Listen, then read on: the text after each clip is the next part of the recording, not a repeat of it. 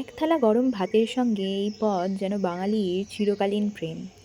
এই খাবারের শিকড় মুঘল যুগে, যখন পোস্তদানা বা খুসখুস ভারতবর্ষে আসে। আলু পোস্তের জন্ম ঠিক কোনো রান্নাঘরে নয়, ইতিহাসের পাতাতে, মানুষের সংগ্রামে। ব্রিটিশ আমলে যখন আফিম চাষের জন্য পোস্তদানা বা খুসখুস বাংলায় চাষ হতো, বীজগুলো বাজারে খুব সস্তায় পাওয়া যেত। কিন্তু গরিব ঘরে সবজির অভাবে তারা যোগ করতে লাগলো সহজলভ্য আলু।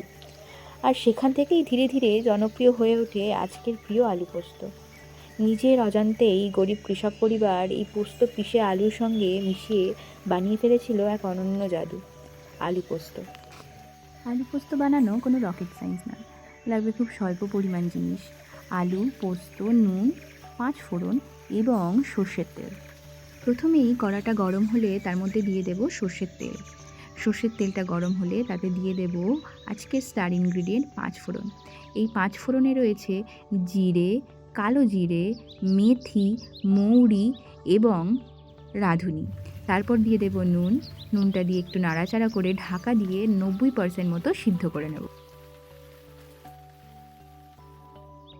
তারপর এর মধ্যে দিয়ে দেব বেটে রাখা পোস্তটা।